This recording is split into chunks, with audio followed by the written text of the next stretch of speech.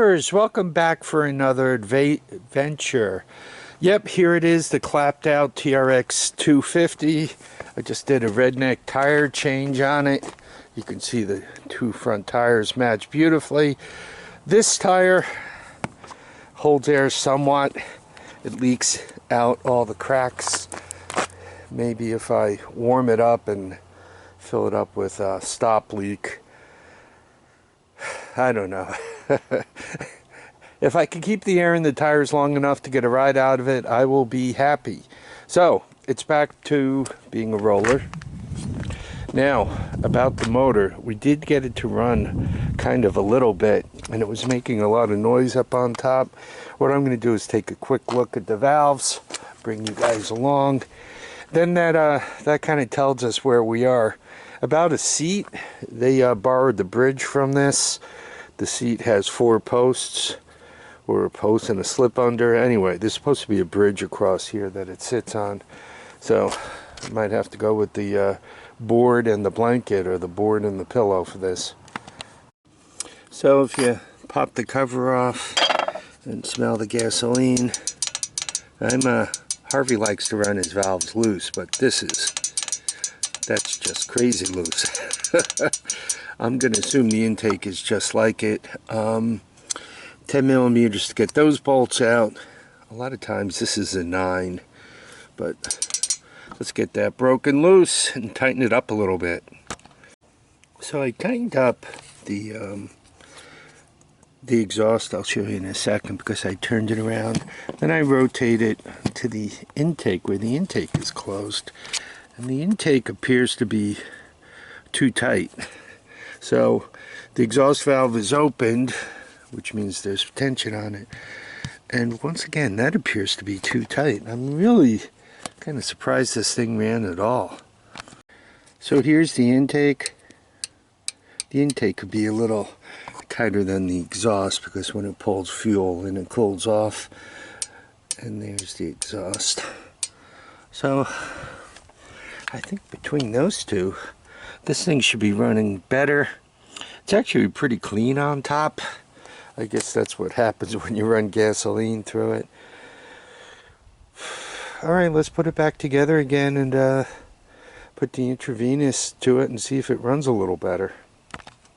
Check it out, blue sky and the sun kind of came out. Anyway, so I got the intravenous bottle on here. I got the jump pack on here, and there are 2 things left. I got to see if it'll start, and if it does, I got to go find a pillow. So far I found that much of a seat. Okay, I think you guys could see everything that's important. This is a cold start, right? I'm going to try to do it without starting fluid. Choke on. And yeah, that should about do it.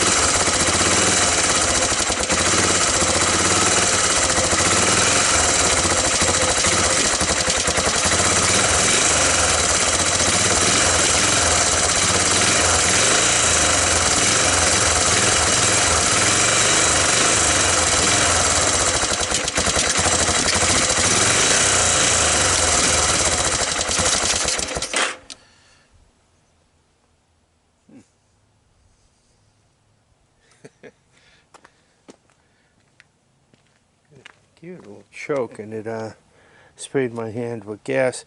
Anyway, I think I'm going to warm it up a little bit. Then I'll get a pillow. We'll see if we can't get a ride. Alright, here we go. Got the redneck seat, put some more gas and air into it. The idle adjustment, you know, there's that bolt on the end of a cable. That's kind of missing. Oh yeah, this is nice and redneck, just the way you need it to be. All right.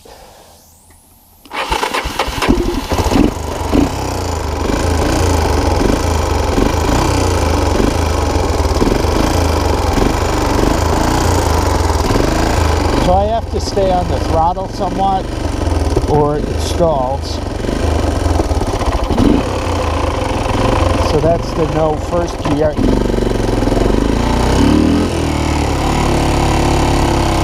You know what? She pulls good. I might not have first gear, but second gear pulls.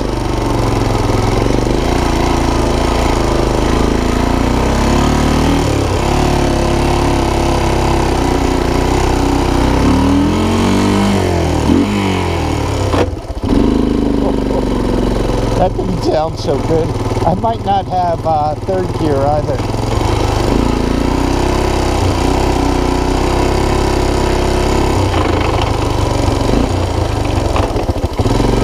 I have second.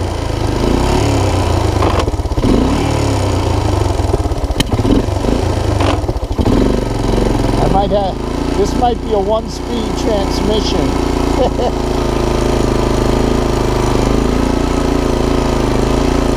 You know what? I gotta tell you, as a kid, I might not have gone fast, but I would have drove this thing until it stopped moving. And hopefully it doesn't do that the maximum distance from the house. Yeah, I guess.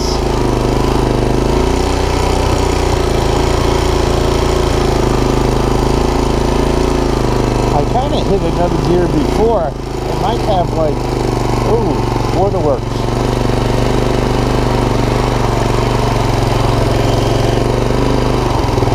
By the way, when you don't have fenders, your legs and feet get wet.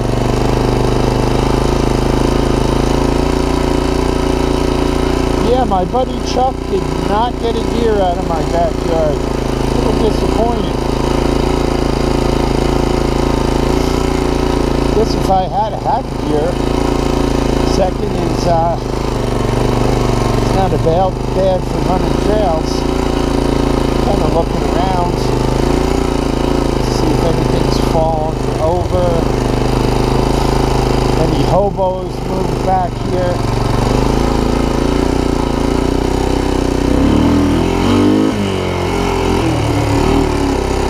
Boy, it's shame the transmission is trashed. This thing actually runs pretty good.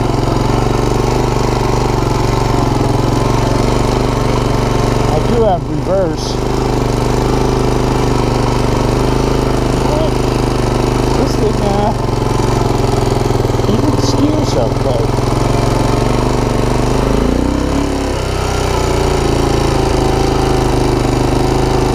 Now probably what happened to the transmission, if I had to guess,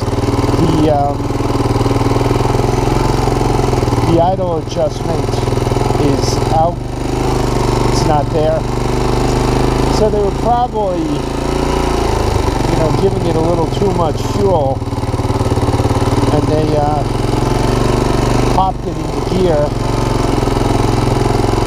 once, twice, 3, 1,000 too many times. Then they had trouble.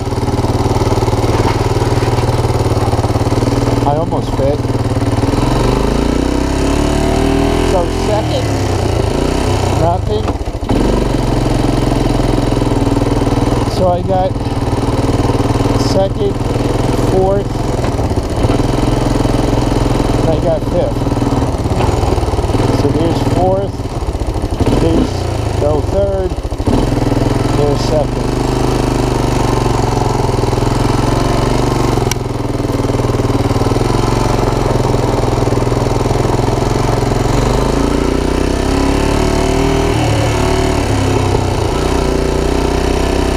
How do I feel? also about that.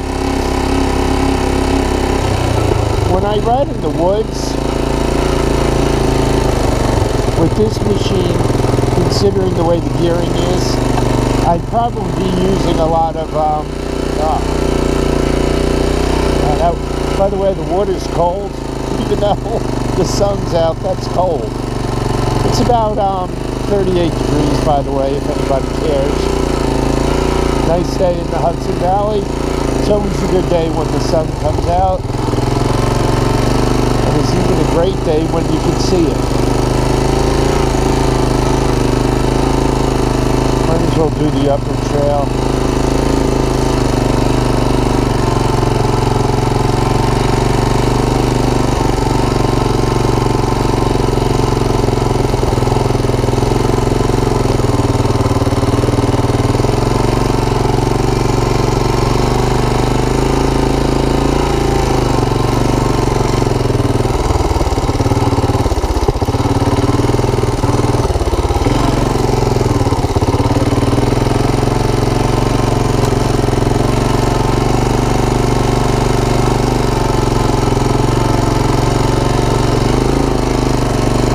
I don't know. What do you guys think of this thing? The motor seems strong. The transmission seems blown. And if you're familiar with these transmissions, the right angle shaft, where you go to the U-joint to head out back to the back wheels, that shaft is the output shaft, or is the shaft in the transmission. So when you take the transmission apart, you kind of have to zombie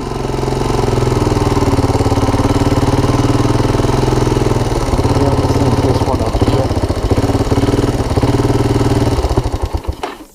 See what I mean? It if you don't keep giving it gas, it stalls out. So at the minimum, I would have to find that I'd have to steal that piece from a different carburetor. This does seem to be a real nice carburetor for a for an ATC or for a TRX 250 or an ATC 250 ES. And I'm kind of got that in my mind because if possible, I will use the OEM stuff, and this OEM carburetor actually seems to work. The choke works. It idles down to a reasonable level. I didn't even clean it, right? I just put some gas into it, so things couldn't work better. Anyway, let's talk about value on this machine. I don't know. If you buy a machine that you could get on and actually ride, even though the transmission is completely clapped, I mean, what's it worth? I have $540 into the deal, which includes that frame and a good running 160 motor. You might say, what do you need a 160 motor for? Well, when you're Harvey, you never know when an LT 160 with a blown motor comes your way, so you just kind of grab it and run with it, eh? All right, I'm going to let you guys go. I really want to thank you all for dropping by to watch and comment. Everybody who subscribed, I really appreciate that. Keep watching, keep commenting. Even people who tell me I get ripped off, keep commenting. And please remember, you want to keep your feet down, your heads up, and any day you could be out in the sun, go for it. You don't know how many you're going to get, so get out there in the sun and have some fun. All right, folks. Bye now.